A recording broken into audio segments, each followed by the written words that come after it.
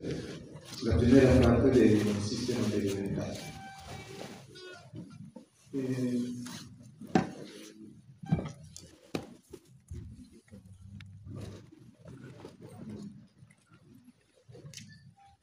Acá. Entonces vamos a ver que el sistema tegumentario, bueno, hace muchos años antes de que se introduciera la microscopía, al tejido tegumentario no se lo conocía por completo. Entonces se pensaba que solo era una cubierta que protegía del medio externo a todos los tejidos que ya los tenemos de forma interna. ¿Sí? Pero ya bajo la microscopía vamos a ver que este tejido ya es considerado un órgano por todas las funciones que cumple. Entonces la piel, al igual que muchos otros órganos, va a empezar a generar una especie de metabolismo para generar algunos nutrientes o algunos componentes dentro de nuestro organismo. Uno de estos es, por ejemplo, la vitamina D, que gracias a los rayos del sol que vienen hacia la piel lo metaboliza y lo transforma en vitamina D. Entonces, gracias a eso nosotros tenemos vitamina D, y la vitamina D es fundamental a nivel intestinal, por ejemplo, para la reabsorción de calcio. Si no hubiera vitamina D a nivel intestinal, por más que nos tomemos un montón de calcio, este no se reabsorbería a nivel intestinal. Y ustedes saben bien que el calcio es fundamental para la osificación, ¿no es cierto? Entonces, es muy importante la piel ya como un órgano. Entonces, vamos a hablar del sistema tegumentario, vamos a ver que está conformado por la piel propiamente dicha. Dentro de la piel vamos a tener las glándulas anexas a la piel, que vienen a ser las glándulas sudoríparas, las glándulas sebáceas, el pelo o los folículos pilosos y las uñas. ¿Ya? Vamos a entender que el sistema tegumentario de la piel, como les decía, viene a ser el órgano y es el órgano más grande de nuestro organismo. Porque como ven, cubre toda nuestra superficie corporal. ¿Ok? Entonces abarca más o menos el 16% del peso corporal. ¿Ok? Ahí tienen ustedes un esquemita donde en la parte superior, no se pierde en la pantalla, ¿no? Estamos pudiendo evidenciar la piel, y en la parte superior estamos viendo los folículos pilosos, que miren, está en una parte más profunda y después salen por poros a la parte superficial de la piel. Entonces vamos a ver dentro de lo que vienen a ser los estratos a la epidermis, dermis y anaquipodermis, también conocida como tejido celular subcutáneo. Pero miren, una cosa es un esquema y abajo es una microfotografía que tenemos en el laboratorio. Entonces es bien distinta. Utilizamos más que todos los esquemas para que ustedes puedan entender de forma un poquito más gráfica los constituyentes que va a tener la piel. Y eso es importante saber porque en base a todo este contenido que vamos a ver que está en la imagen superior, cuando hagamos la defensa de la placa, tendríamos que hablar lo mismo en esa microfotografía o en esa placa histológica que vamos a ver en el laboratorio. ¿Okay? Vamos a identificar todos esos anexos de la piel. Bueno, ahí estamos viendo que cubre por completo nuestra piel. Entonces, esto sí es clave, ¿ya? Siempre les van a preguntar cuál es la conformación de la piel o del sistema tegumentario. Y tenemos que hablar de tres componentes importantes, ¿ya? Vamos a hablar de la epidermis, de la dermis y del tejido celular subcutáneo, o también conocido como hipodermis. ¿Ya? Hablar de hipodermis es hablar del tejido celular subcutáneo, y vamos a ver que está conformado básicamente por tejido adiposo, que es grasa blanca. ¿Ok? Gracias a estos tres componentes que va a tener la piel, entonces vamos a ver que la piel como órgano va a cumplir funciones importantes. Y dentro de esto podemos mencionar que va a tener la función de una cubierta, porque va a ser la barrera mecánica de permeabilidad y de protección de rayos UV, gracias a un componente celular que también lo vamos a ver en un momento. ¿Ya? Cuando nosotros vamos a la piscina,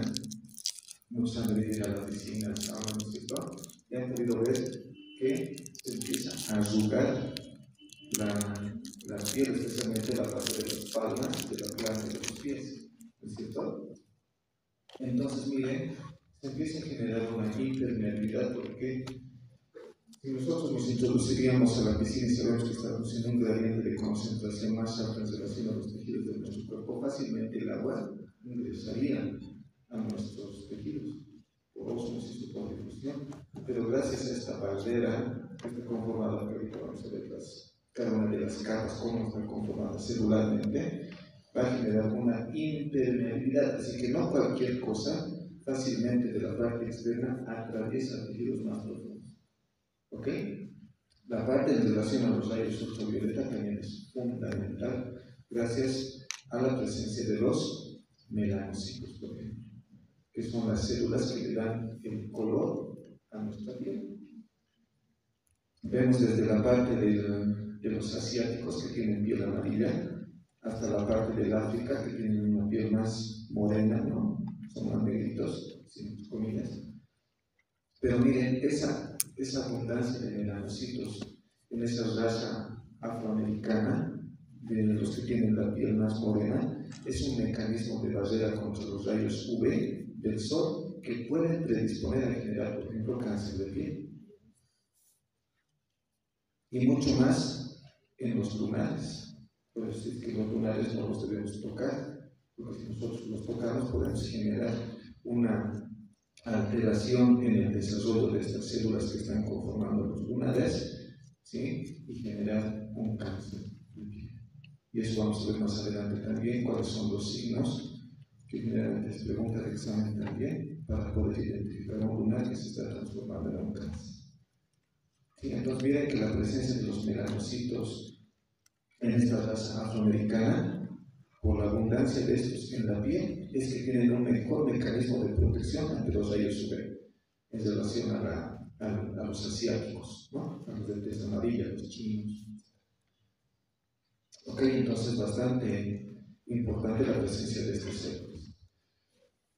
Como protección decíamos contra lesiones, ¿sí? Porque lo que nos aísla, les decía, del medio externo, invasiones bacterianas y desecación. Vamos a ver que la piel como órgano va a tener sus propias células encargadas de la defensa de la misma piel antes de que pase al tejido conectivo que está inmediatamente debajo de la capa superficial que es la epidermis. Bien, vamos a ver la regulación de la temperatura corporal. Gracias a los componentes que tiene en la dermis y en la epidermis, también va a permitir regular la temperatura corporal. El tejido conectivo, que es la dermis, ¿qué componentes abundan en el tejido conectivo? Hablamos de componentes celular, fibrilar, pero aparte de eso, decíamos que el tejido conectivo, como ustedes han debido avanzar, es un tejido bastante vascularizado, bastante irrigado. Y decíamos que dentro de sus funciones el tejido conectivo es aquel que va a nutrir a otros tejidos. ¿Se acuerdan? Porque los epitelios, que es lo que es la epidermis, es avascular, no tiene vasos sanguíneos, no tiene vasos linfáticos en su estructura. Entonces, estas celulitas que conforman la epidermis se nutren por el tejido conjuntivo conectivo que está inmediatamente por debajo, que en piel lo vamos a denominar dermis. ¿Ok? Entonces, al contener gran cantidad de vasos sanguíneos, estos vasos sanguíneos van a generar una vasodilatación o una vasoconstricción por receptores a nivel de la piel, que también lo vamos a ver más adelante. Entonces, cuando nosotros estamos sometidos a ejercicio, empezamos a transpirar, y es un mecanismo de pérdida de calor, porque empezamos a generar también vasodilatación. Los vasos sanguíneos se dilatan, sus paredes se dilatan. Entonces eso hace que aumente el flujo sanguíneo, haya mejor distribución de oxígeno y de nutrientes, y al mismo tiempo pérdida de calor.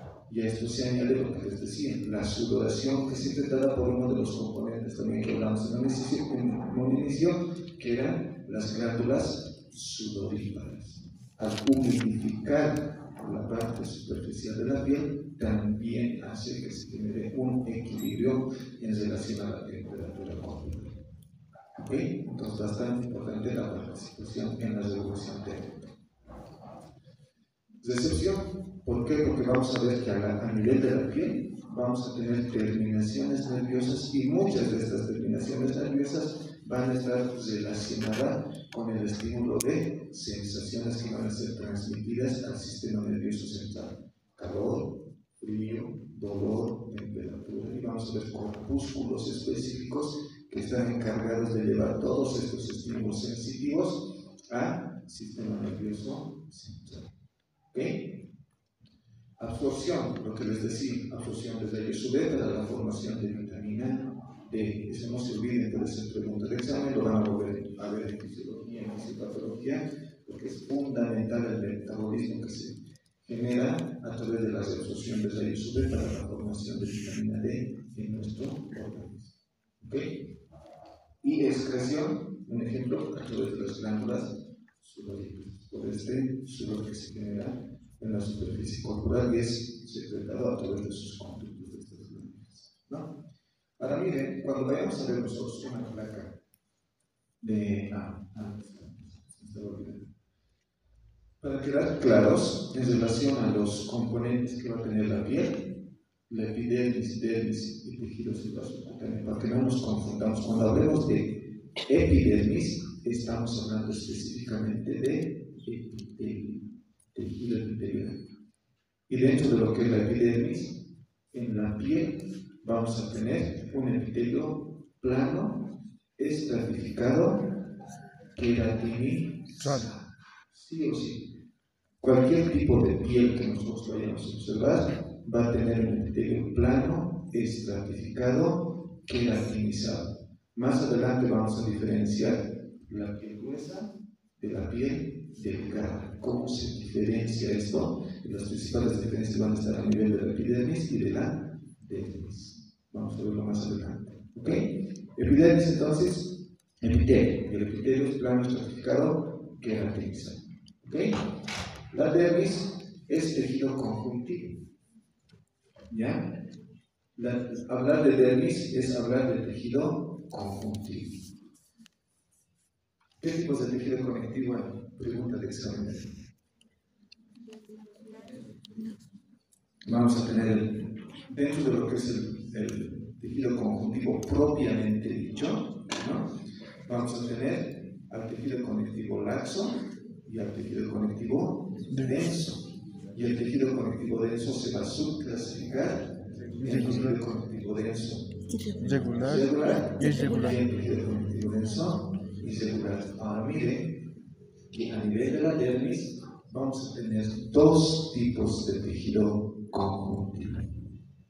¿Ya? En la misma dermis, en primera instancia vamos a tener en la capa más superficial y bien delgadita tejido conectivo laxo. Y por debajo de esto vamos a tener tejido conectivo denso y regular. Porque ya saben que el denso regular es propio de tendones, ligamentos y aponeurosis. Entonces eso no puede haber en la dermis, porque si no estaríamos diciendo que ya hay pedazos de tejido, de tendón, de ligamento, de aponeurosis. Entonces es tejido conectivo denso y regular. Ahora, el tejido conectivo laxo es conocido como dermis papilar y el tejido conectivo denso irregular, que está por debajo de este y es el más abundante, el más amplio en la dermis, es conocido como dermis reticular. ¿Ya? Eso no se van a olvidar. Y por último tenemos la capa más profunda, que cuando nos hacemos un cortecito, lo que más se ve, sale un pedacito de grasa y muchos se asustan, ¿no? Sale como grasita muchas veces. Entonces, eso no es nada más que la exposición del tejido celular subcutáneo, que es la hipodermis, que no es nada más que grasa blanca. ¿Ok? Ya saben ustedes la diferencia entre el tejido celular graso de la grasa blanca en relación a la grasa parda, con sus nombres también, ¿cierto? La multilocular y la unilocular. En este caso tenemos el tejido graso blanco, que es el tejido celular, las células denominadas uniloculares, porque están conformadas por una sola gota de grasa dentro de su citoplasma, ¿no es cierto? Entonces, miren, esos son los componentes básicos de lo que viene a ser la piel. A nivel de la dermis y el tejido celular subcutáneo, donde se van a ir a ubicar la mayor parte de los anexos de la piel que mencionábamos en un inicio: glándulas sebáceas, glándulas sudoríparas y folículos pilosos. Mucho más a nivel de la dermis. ¿Okay? Ya habiéndoles hecho entender esa parte de la epidermis, dermis y hipodermis, esto es lo que generalmente van a ir a observar ustedes a la microscopía. ¿Sí? Entonces les puede decir el doctor: esquematice la piel con todos sus componentes. Entonces tienen que dibujar a la epidermis, a la dermis y a la hipodermis. ¿Ok? Entonces, eso es lo malo, punteros. Todo lo que está desde el color violeta para arriba es la epidermis. Todo eso es el epitelio plano estratificado queratinizado. ¿Ok? Por debajo de esos pliegues que se ven así, ¿no?, como ondulaciones, ya una zona más clara hacia abajo es la dermis. Todito eso que se ve es la dermis. No estamos viendo nada de hipodermis ni de tejido celular subcutáneo. Ahorita solo estamos viendo epidermis y dermis. Ahora, aquí quiero que entiendan estas interdigitaciones, esos pliegues que se están viendo así, de la epidermis a la dermis y de la dermis a la epidermis. Entonces, estas las vamos a conocer como papilas dérmicas. La interfaz entre la epidermis y la dermis se forma con rebordes de la dermis que se interdigitan, dice, ¿no?, con invaginaciones de la epidermis llamadas crestas epidérmicas. Entonces les he puesto una C. Esas invaginaciones de la epidermis que están bajando hacia la dermis como deditos hacia abajo, esas son las crestas epidérmicas. ¿Ya? Que puede ser pregunta de examen. En cambio, estas van a estar intercaladas con las papilas dérmicas, que más bien es una invasión, para que me entiendan, de la dermis hacia la epidermis. Entonces esas montañitas más bien hacia arriba blancas, que están con P, vendrían a ser las papilas dérmicas. ¿Ok? ¿Se entiende? Estas que están viniendo de la epidermis hacia abajo, ¿sí?, que están invadiendo hacia abajo, se denominan crestas epidérmicas. Pero las que están subiendo de la dermis hacia la epidermis, como montañitas blancas que se ven ahí, son las papilas dérmicas. Ahora, ¿por qué quiero que me entiendan esto? Porque a nivel de las papilas dérmicas, toda esa superficie es el tejido conectivo laxo, conocido como dermis papilar. Por eso les decía que son las papilas dérmicas. ¿Se entiende? Entonces, todo ese espacio que está ocupando en primera instancia el tejido conectivo como papilas dérmicas es el tejido conectivo laxo. Después, todo lo que está de ahí hacia abajo, que es lo más abundante, es la dermis reticular, que es tejido conectivo denso y regular. ¿Ok? ¿Se entiende?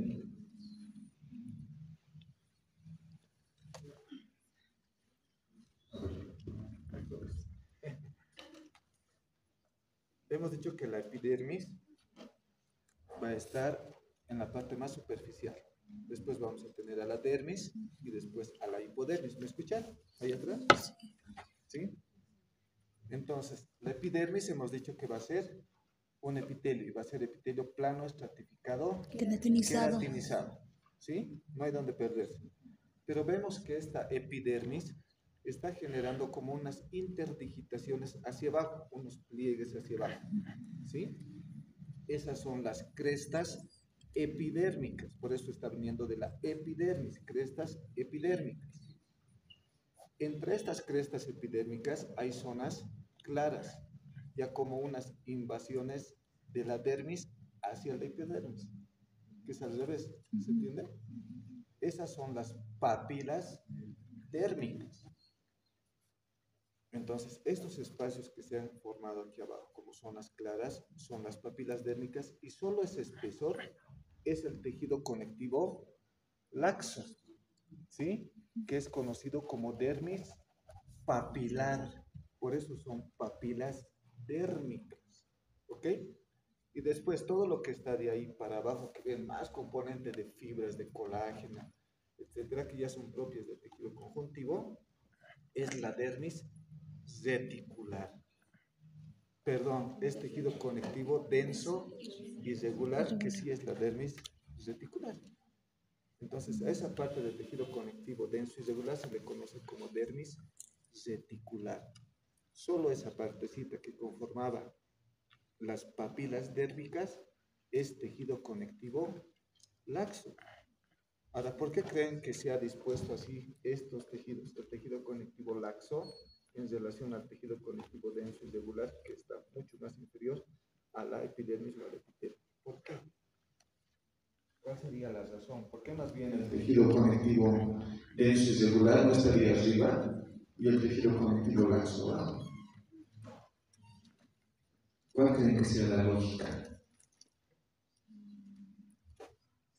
Han debido ver con sus docencias, sus prácticas, cómo está conformado el tejido conectivo laxo y cómo está conformado el tejido conectivo denso y regular. Hay predominancia de componentes. En el tejido conjuntivo laxo, ¿qué componentes predominan más en relación al tejido conjuntivo denso? Habíamos dicho que el tejido conjuntivo tiene tres componentes: un componente celular, un componente fibrilar y la sustancia fundamental amorfa. El componente fibrilar y la sustancia fundamental amorfa es conocido como matriz extracelular. Y tercer componente, sustancia fundamental amorfa. En el tejido conectivo laxo, ¿hay más componente amorfo o menos componente amorfo? Más componente amorfo. Y en el tejido conectivo denso y regular, hay menos componente celular, más componente fibrilar y menos componente de sustancia fundamental amorfa. Entonces, cuando yo vaya a evidenciar eso, vaya a ver en las placas histológicas, fácilmente me voy a dar cuenta si es tejido conectivo laxo o es tejido conectivo denso y regular. ¿Ok?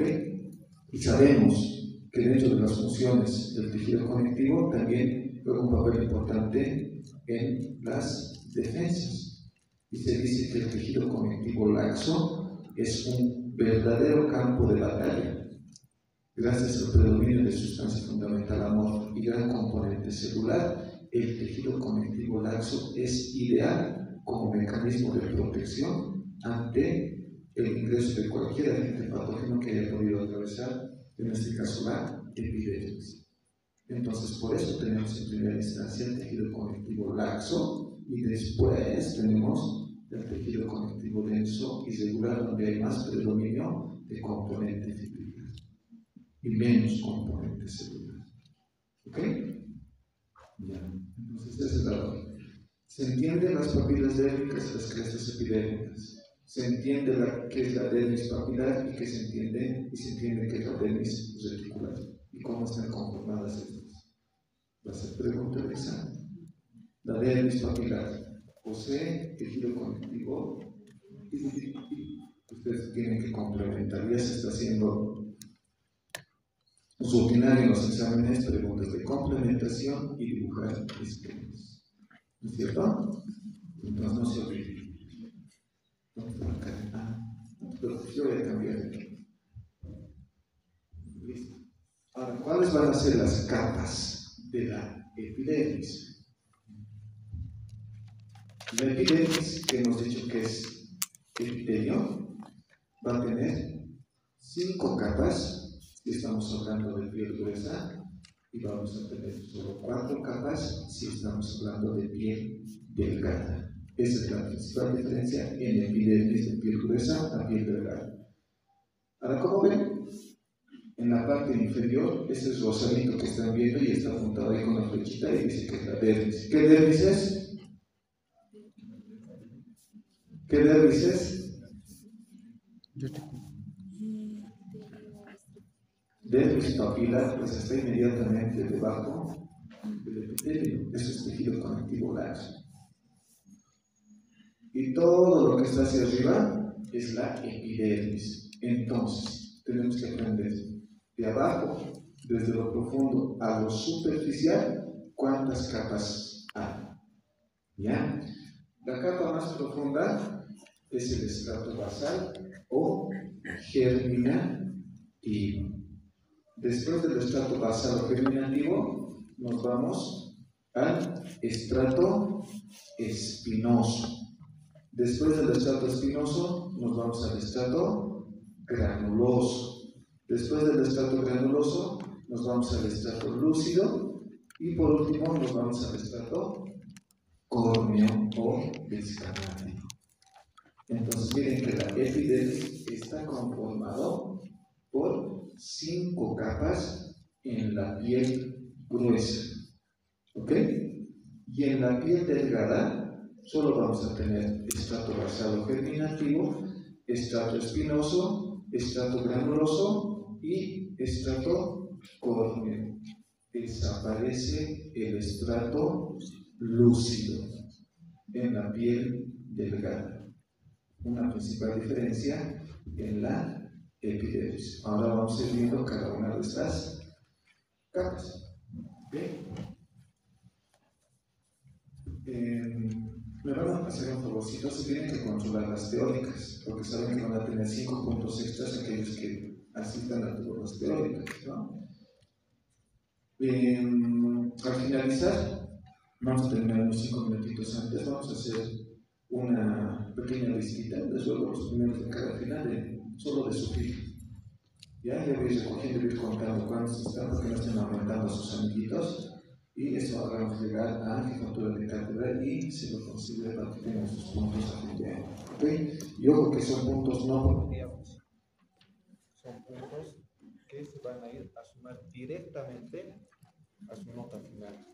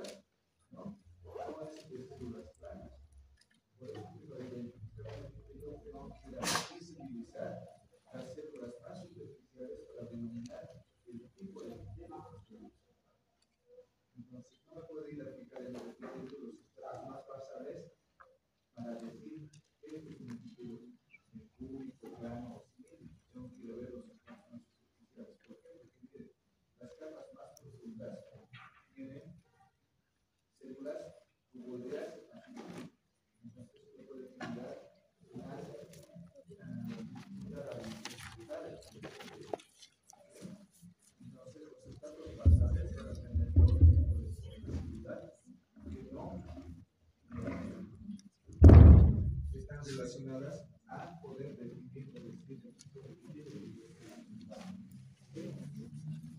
las primeras células, como decía, van a estar unidas por desmosomas, que en sí, entre las células, pero a nivel del estado basal, hacia la lámina basal, perdón, van a estar unidas por hemi y desmosomas. Estas son las particularidades en relación a lo que viene a ser la dermis. Como les dice, se encargan de la renovación de las otras células que están por encima de esta.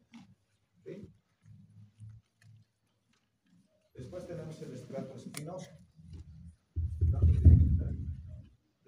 tenemos el estrato espinoso, ¿ya? El estrato espinoso es el más amplio en la epidermis, ¿ya? Es el que más espacio, digamos, va a ocupar a nivel de la epidermis. Mil gracias. Entonces, el estrato espinoso, que va a ser el que va a estar inmediatamente superior al estrato basal germinativo, va a ser el más espeso dentro de lo que viene a ser la epidermis. Se compone de células polimorfas, miren que su forma tampoco está todavía definido, ¿no? Cuyas prolongaciones les proporcionan un aspecto más o menos como de puntas. Si ustedes ven estas celulitas, van a ver que en sus extremos tienen como puntitas. Entonces, por eso que se lo ha denominado estrato espinoso a este. Es la capa más gruesa de la epidermis, ¿ya? Y tiene a su cargo el recambio de los queratinocitos de la epidermis. Entonces, con esto me está diciendo que a este nivel va a empezar a formarse los queratinocitos. Esas células que después van a ir a la parte más superficial y van a generar una verdadera barrera mecánica al introducir en su citoplasma gránulos de queratohialina y que se va a transformar después en queratina. Y es por eso que decimos que es un epitelio certificado queratinizado. Entonces miren que este nivel es donde se genera ya la renovación o la formación de los queratinocitos. ¿Ya? Conforme los queratinocitos se mueven a la superficie a través del estrato espinoso, continúan su producción de tonofilamentos que se agrupan en haces llamados tonofibrillas, que van a estar ubicadas en el citoplasma y le van a adquirir un aspecto eosinofílico. ¿Ya? Entonces, con eso me está diciendo que va a tener apetencia a la eosina cuando yo esté utilizando la tinción universal. ¿Ok? Entonces, su citoplasma se va a ver más rosado. ¿Ok? Las células del estrato espinoso contienen también gránulos de recubrimiento de membrana, que vienen a ser los gránulos laminares que poseen sustancia lipídica. Entonces, esta sustancia lipídica que vamos a encontrar dentro de su citoplasma también en estas células es también lo que va a generar la impermeabilidad a nivel de la epidermis. ¿Ok? Después vamos a ver al estrato granuloso, que ya está un poquito más superficial, y es bien importante observar este estrato. Ahorita vamos a ver. Se compone de 3 a 5 capas de células aplanadas que contienen gránulos de queratohialina. Entonces, miren, a medida que van subiendo estas celulitas, se siguen impregnando dentro de su citoplasma de queratohialina. ¿Ya? La capa más superficial de la epidermis, en la que las células aún tienen núcleo. Entonces, ¿dónde me tengo que ir a fijar el epitelio cuando esté viendo epitelios planos estratificados queratinizados? Tengo que ir a fijarme en este estrato. ¿Por qué? Porque los otros estratos, las células, ya no van a tener núcleo. Todos los organitos citoplasmáticos, sean membranosos y no membranosos, y el núcleo en los otros estratos va a desaparecer. Por lo tanto, la estructura como tal de la célula ya no se la va a ver bien a la microscopía. Entonces, aquí es donde voy a poder identificar. Y si notan ustedes, se ven clarito células planitas con un núcleo central. Entonces, gracias a eso yo me voy a dar cuenta de que este es un epitelio plano estratificado y por lo que tiene arriba queratinizado.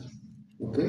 Entonces, no se olviden que hasta el estrato granuloso, estas células van a conservar su núcleo. Desde el estrato lúcido y estrato córneo está ausente organitos citoplasmáticos y núcleo en las demás células. ¿Ok?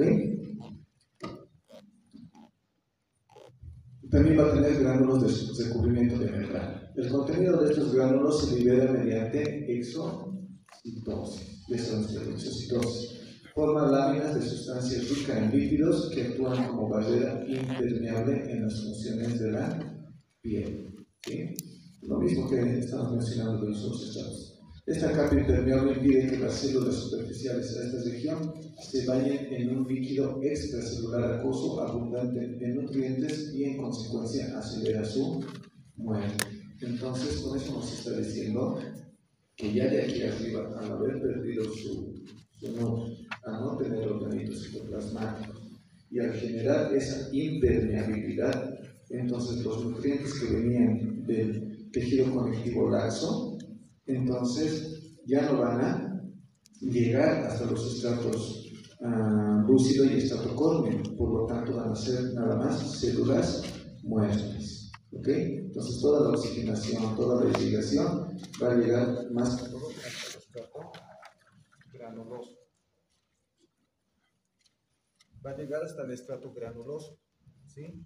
Y también ya no tiene sentido que más componentes en relación a oxígeno y nutrientes lleguen. ¿Tienen anatomía? ¿Qué grupos? A las 9 tienen. ¿Por qué se están retirando?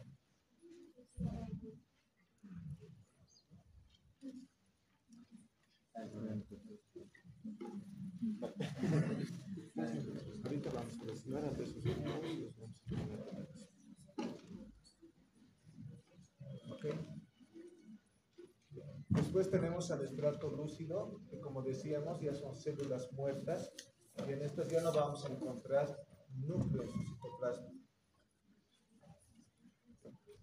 La siguiente clase les voy a pedir que los grupos que tienen anatomía se sienten en la parte posterior para que no perjudiquen esta parte. ¿Okay?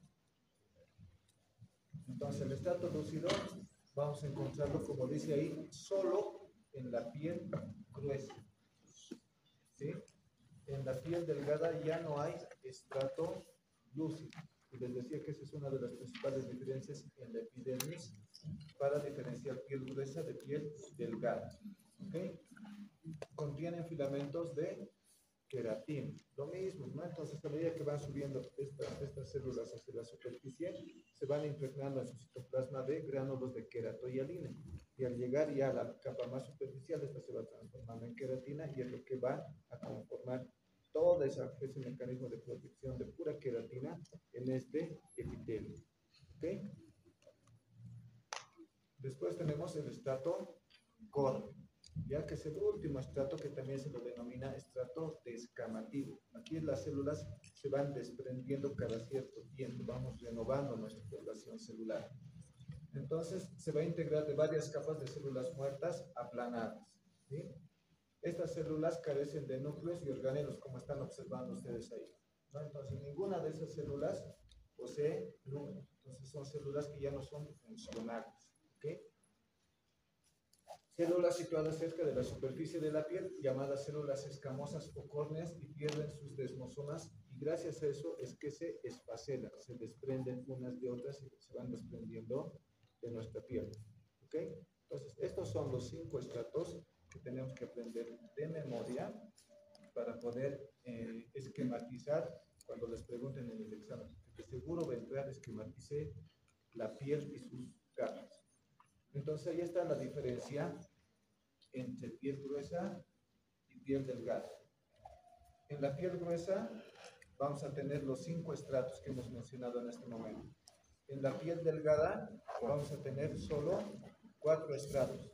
Y si ustedes pueden observar, el estrato córneo es más amplio en la piel gruesa y en la piel delgada se limita a una pequeña cantidad de queratina. Sí pueden notar ustedes la diferencia entre las dos placas que estamos viendo. Ya en el tejido conectivo, ¿qué tenemos que ir a fijarnos? Y esto es bien importante. En el tejido conectivo les decía que vamos a encontrar los anexos de la piel, glándulas sebáceas, glándulas sudoríparas y folículos pilosos.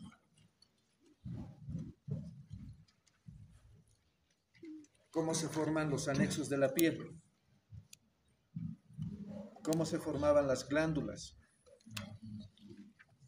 De la invaginación del tejido epitelial hacia el tejido conectivo, ¿no es cierto?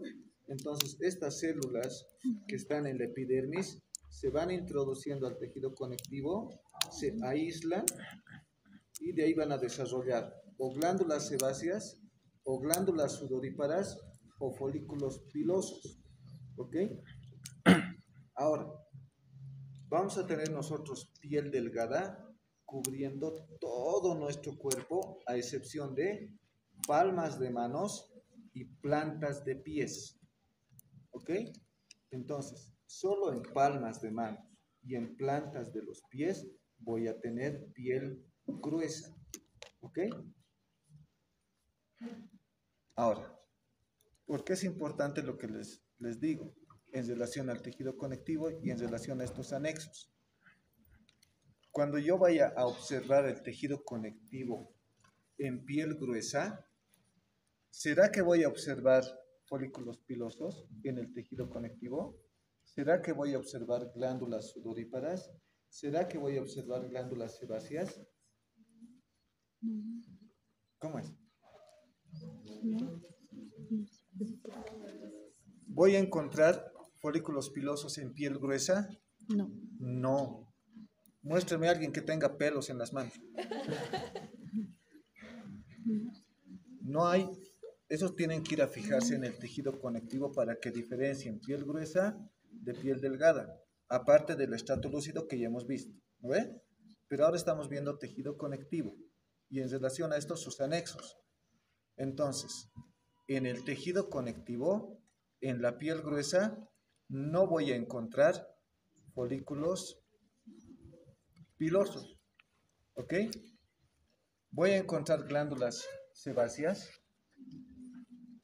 Tampoco voy a encontrar glándulas sebáceas. ¿Por qué? Porque como vamos a ver más adelante, las glándulas sebáceas, sus conductos drenan hacia el tercio medio del folículo piloso. Entonces tampoco voy a encontrar bajo la microscopía en tejido conectivo glándulas sebáceas. Voy a encontrar glándulas sudoríparas, un montón. Y de eso se van a acordar cuando les toque exponer, ¿no ve? Salen al frente y están temblando ahí y sus manos mojadas, se parece, ¿no? Las manos transpiran, los pies transpiran. Entonces, más bien en piel gruesa voy a encontrar en el tejido conectivo un montón de glándulas sudoríparas. Más adelante les voy a mostrar unas microfotografías, unas fotografías para que identifiquen a las glándulas sudoríparas. ¿Ok? Ahora, por el otro lado, en la piel delgada, en tejido conectivo, voy a encontrar los tres anexos de la piel, glándulas sebáceas, glándulas sudoríparas y folículos pilosos. Sí. Sí. En piel delgada sí voy a encontrar los tres anexos de la piel, más folículos pilosos y más glándulas sebáceas. Y glándulas sudoríparas, dependiendo a la región del cuerpo, sí en unas áreas voy a poder identificar. ¿Ok? Entonces, esa es otra diferencia fundamental en relación a piel delgada. ¿Por qué? Si en el examen les ponen esquematice piel delgada con todas sus partes, entonces harán pues en la epidermis sus cuatro estratos y en el tejido conectivo pondrá dermis papilar, dermis reticular y dibujarán los tres anexos de la piel, glándulas sebáceas, glándulas sudoríparas y folículos pilosos. Pero si les dicen esquematice piel gruesa, entonces ya no puedo poner yo ahí un folículo piloso, no puedo poner una glándula sebácea. ¿Se entiende? Sí voy a poner en el tejido conectivo unas glándulas sudoríparas, ¿sí? Y sí va a tener los 5 estratos en la epidermis. Entonces esas diferencias son fundamentales al momento de hacer sus esquemas y al momento también de visibilizar en la microscopía para decir esto es piel gruesa, esto es piel delgada, por esto, por esto, por esto, por esto. ¿Ok? Listo. Aquí vamos a quedar esto de memoria. En la siguiente clase ya vamos a ver la función de cada una de estas células. Aparte de todos esos estratos, esos componentes celulares que hemos visto, la piel en la epidermis va a tener 4 poblaciones de células que van a estar dispersas entre estos estratos. ¿Ok? Vamos a tener a los queratinocitos, vamos a tener a las células de Langerhans, vamos a tener a los melanocitos y vamos a tener a las células de Merkel. Y cada una de estas cumple una función. Entonces, estas poblaciones celulares van a estar dispersas en estratos específicos. Y eso lo vamos a ver ya la siguiente clase porque ya es hora. ¿Ok? Y eso va a ser pregunta de examen.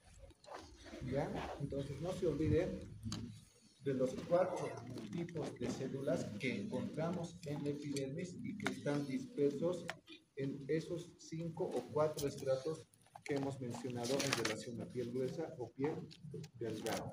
¿Ok? Queratinocitos, células de Langerhans, que son las verdaderas defensas de la epidermis, los melanocitos y las células de Merkel, que son las que transmiten impulsos hacia el sistema nervioso central. Bueno, lo vamos a ver en la siguiente clase. Aquí quedaremos. Esperen un ratito. Pásenme las listas. ¿Dónde está la lista de nosotros?